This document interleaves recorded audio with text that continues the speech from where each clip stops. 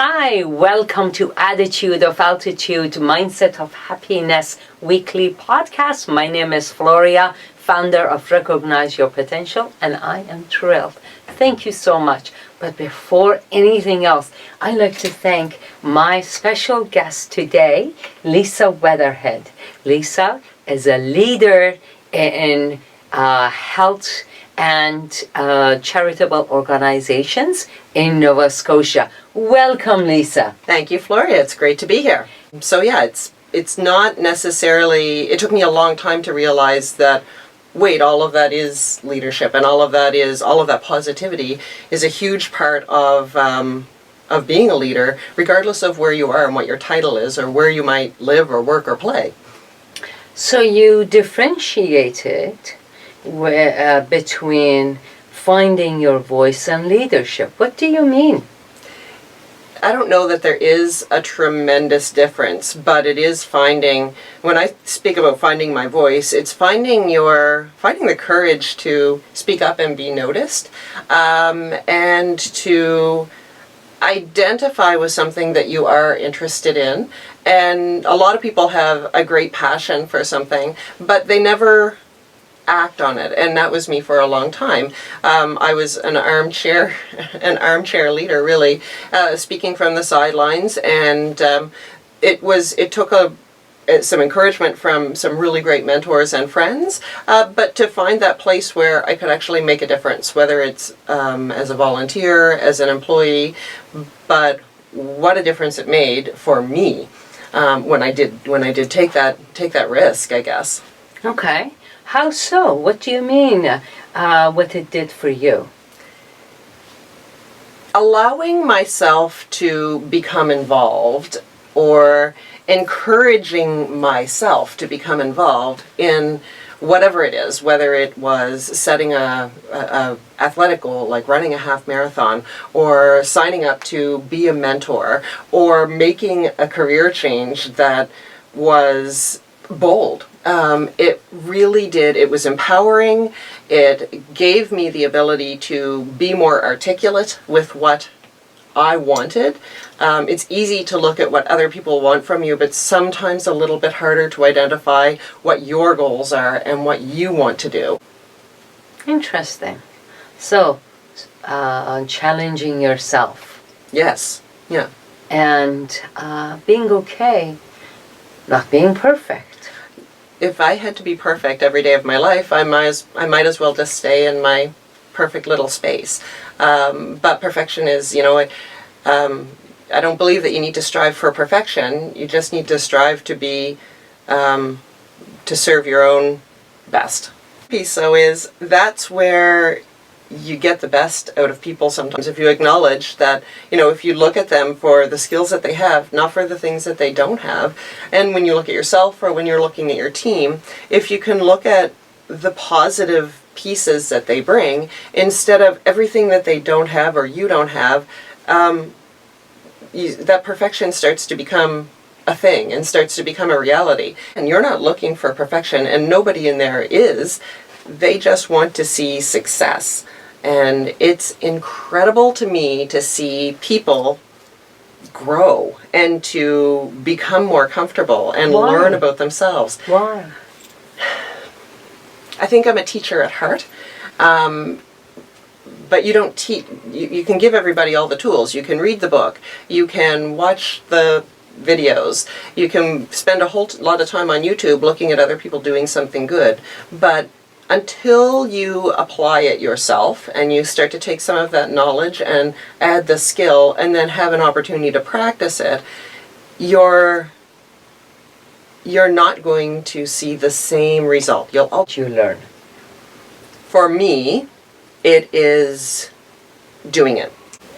What you know and what you've learned, and putting it into practice. You're absolutely right. And I totally agree, because that's how I learn. Mm-hmm. I always read it, and then I say, okay, now let me live it. Mm-hmm. Let me practice it.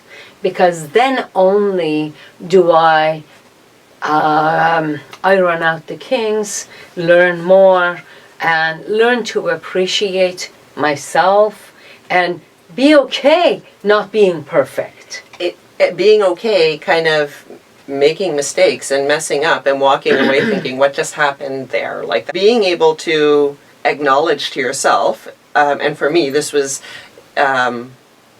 it was a leap of faith to be able to say, no, I'm in a leadership role and I'm a leader in what I do. Mm-hmm. And you're right, it takes great courage to introduce yourself as a leader. Mm-hmm. Linings. Silver linings. So, I know you're a type of person who always likes to look for that silver lining. And how do you do that? I learned from the best. I learned from my mom, and even when I was a kid, if I would come home complaining about a situation at school, or, you know, a kid that I didn't get along with, or whatever that was, she's like, "Tell me one good thing about that." And nice. she's a little tiny powerhouse, but Mom, hats off to you. And it's trying to find, okay, even in kind of the worst case scenario, what's good about this, or what's exciting about this, or what's something that inside of the challenge you can grow from, or at least laugh at, or at least think, you know, in 5 years' time this is going to be really, really funny. Probably more so if it was not your story, but but being able to just find something good. And for me, that's just critical. It's not even an option for me to not find that. Okay. So moms, parents, start early. Look for a silver lining continuously. It's a great practice, and as you know, very dear to my heart. Yes, yeah. And I've been really fortunate in my career to work with some incredible families who, again, they need to find that silver lining. They were often dealing with very heavy, often life and death situations, but to be able to find something good inside of it, or find the positive, and to be able to find a reason to smile, that was huge. How do you do that?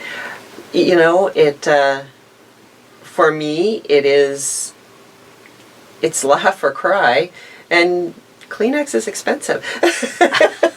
I think it's important to listen, and to listen to, it's such a cliche, but listen to understand, not to listen so that you can start answering what you think they want to hear, or what you think you have to say, but allowing that person to feel heard.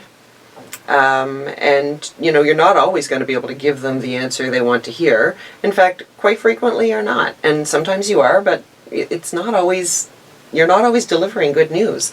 But it's realizing that they have to be heard. They want to be heard.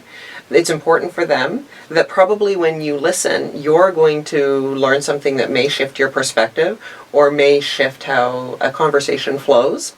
But really it's making time to communicate, to turn away from your keyboard and turn away from your desk when somebody's speaking to you, and acknowledge them and be there.